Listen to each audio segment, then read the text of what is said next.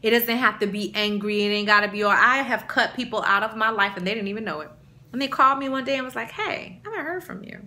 And then I give them an honest feedback. Listen, I just don't think that you serve me best in this season of my life. This is why. I love you from a distance. I'm sorry, but that's just the way it is right now. What can they say? You know, what can they say? You are entitled to determine who is going to be in your life, who's feeding your life. What what type of light you're letting into your life, what type of nutrients you letting seep into your soil of your life, what type of water. There is such thing as bad water. You do know that, right? So I had to really sit down and explore how the impact of the relationship or lack of relationship with my biological father, and really think about the effects that it's having on my life. Is this a relationship that is serving me today? How am I going to deal with this? You have to come to a decision as to what you're going to do with that. This may take some time in doing. Please understand that these 4 steps can take years on any one route. Okay? This is not a quick fix. 3 steps to freedom and healing. This is not, listen, I wrote here, you may need a therapist to help you sort through it all. Don't be proud. Don't be embarrassed. Every woman who has ever birthed a beautiful child has needed a midwife to help her through the process of labor. Through each contraction, a guiding through every single breath, through every time she want to just die, give up, get a what do you call those? The epidural. You have to understand that you also are birthing forth a new baby. You are birthing forth your authentic self, who you truly are, who you were intended to be. You are uncovering yourself for the first time. This is a process. Do not think for one moment that who you're looking for, who you're looking at in the mirror is who you truly are. We all wear masks. Some of us wear the mask of alcohol. Some of us wear the mask of just a fantastic smile. Some of us wear the mask of name brand clothing. Some of us wear the mask of a fly bomb weave. But if we ain't got our hair right, we not right. You know why? Because that's not authentically who you are. You have to get down out of all of that and find your authentic you. And when you are trying to birth your authentic you, along with the purpose that God created you for so that you can walk in it, in that divine purpose, you're going to need a midwife. Don't be embarrassed and all prideful. Don't be embarrassed. Don't be prideful if you should find that you need a therapist to serve as the midwife to help you birth who you truly are and be walking in the freedom of your healing. I have a therapist, okay? Her name is Aisha, and we talks, okay? Can we just talk about it today? Can we talk about it? Black women especially. Black people have this stigma of, you know, seeking help, seeking professional therapeutic help to really talk through and drill down on issues like it's leprosy. Do not be prideful or embarrassed if you find that you have to sit with someone that your roots are so deep and so interconnected, because sometimes they are. I know that mine are. That you really find yourself having to sit down and talk to a therapist about to get to the bottom of your stuff. Now, if you find that the relationship has been, once you get down to the bottom of it and you get to your findings, you trace back and you discover that your root lands you to a person, okay? Basically, you need to determine whether or not that relationship is still toxic. If that relationship is toxic, you have to decide what you're going to do with it. You have to pull up the root. Does pulling up the root necessarily mean booting this person out your life? Not necessarily. It can be your mother that you really love. But setting some healthy boundaries around your relationship that keep you from feeling manipulated by her, or that keep you from feeling abused by her, that's plucking up of a root. For me, with my father, I got sick of this whole rotating door. I felt like he thought I was some kind of play toy. I felt like at any given time when he felt guilty He would come into my life to appease his own guilt, and then he just disappear and leave me broken in little pieces again, reliving the whole abandonment issue.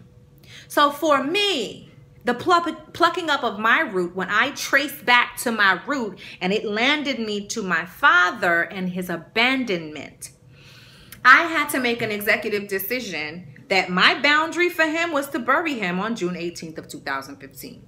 Or he no longer has access to my life. He no longer has access to me at any given time.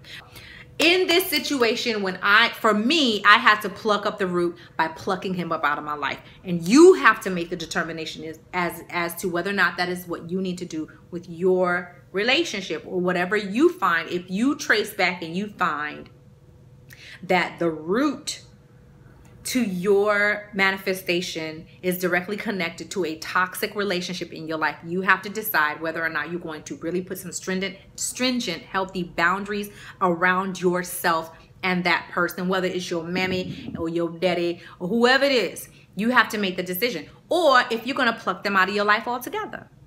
The best gift that you can give to someone who doesn't appreciate your presence is your absence. So you have to make the determination as to whether or not you're going to continue to allow those things to perpetuate themselves in your life. I'm just saying. So the last step is step 4, walk unapologetically in your release. You have plucked up the root now. Okay, you have either done one of two things. If it's come down to a person or relationship that's toxic, you've either drawn some very healthy, stringent boundaries around yourself with that person, or you've plucked them out of your life altogether, peacefully released them. Go about your way, I'm going to go about mine.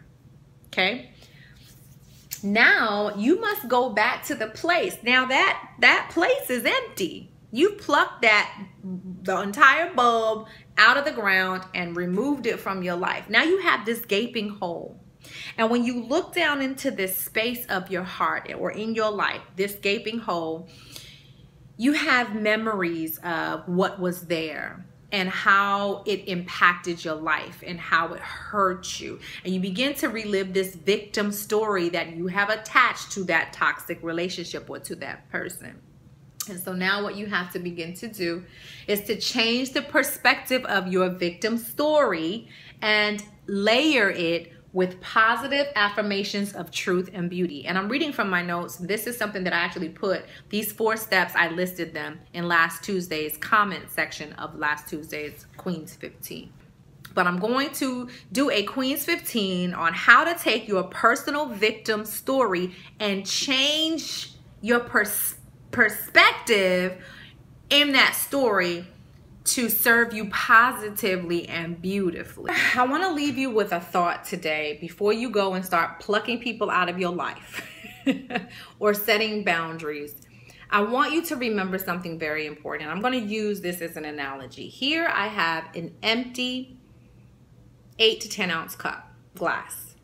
Here I have a completely full 16 to 20 ounce, glass. I don't really know. But you can clearly see that the capacity that this glass has is much less than the capacity of this full 16 to 20 ounce glass. We accept that when we go to pour the contents of this full glass into this one, that this does not have the capacity to hold this volume of water. Let's try it. What happens when we try to pour this entire glass of water into this cup? Uh-oh, I'm spilling it everywhere.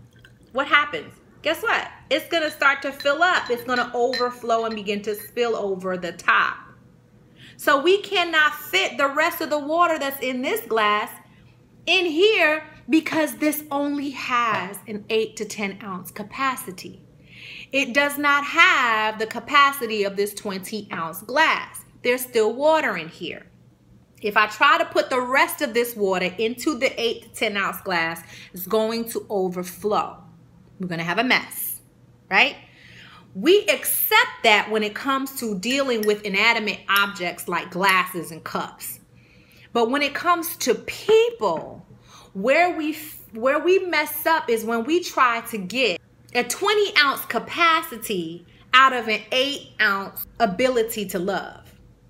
A person can only love you to the capacity that they can love themselves.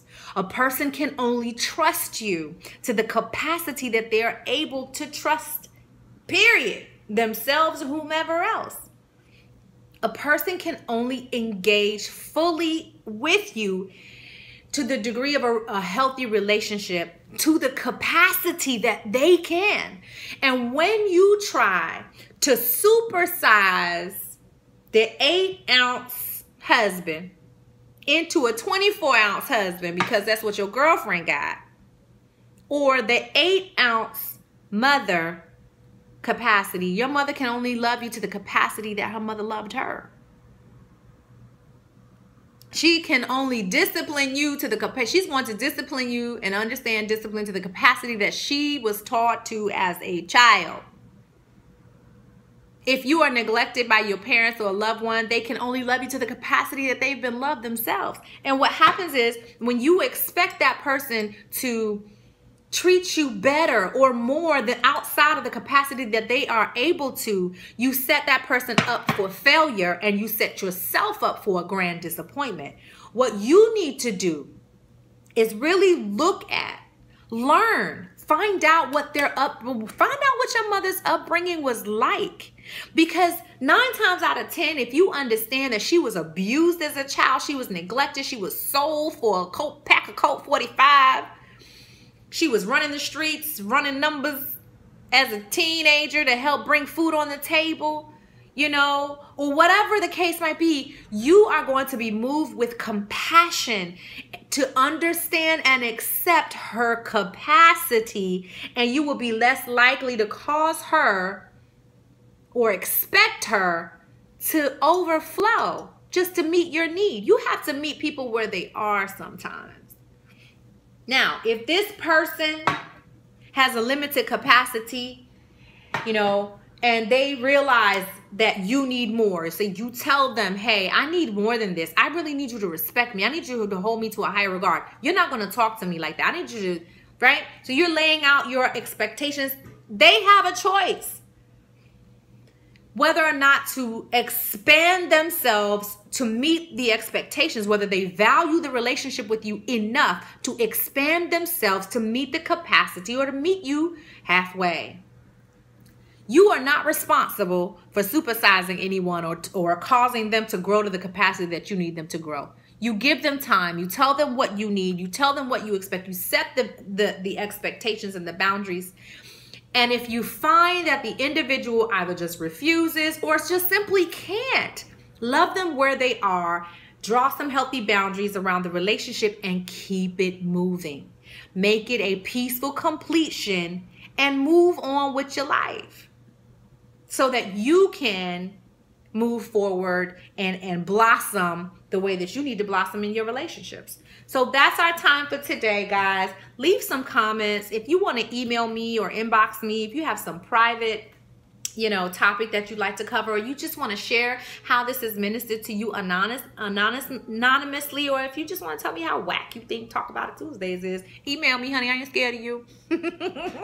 Again, my email address is melisoulkitchen@gmail.com. And again, I'm going to put that in the link below. You guys, I am uploading these videos to my YouTube channel, which is the Soul Kitchen channel, which is an extensive, the creative arm that extends from Sisters with Invisible Scars. Please support me. Please share the channel link. If you know women that could benefit from this channel or benefit from this page, invite them and I will give them access to the page. Remember, it's a secret page.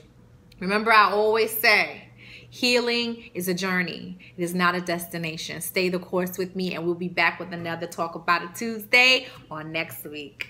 Bye.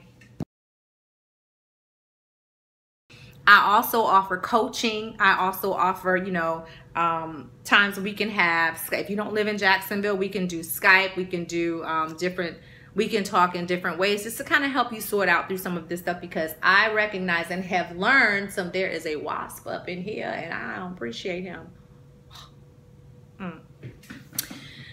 I have learned some techniques and some tools that I am putting into place that are working for me, and I would be more than happy to share what I have found works on this journey, y'all. He is looking at me.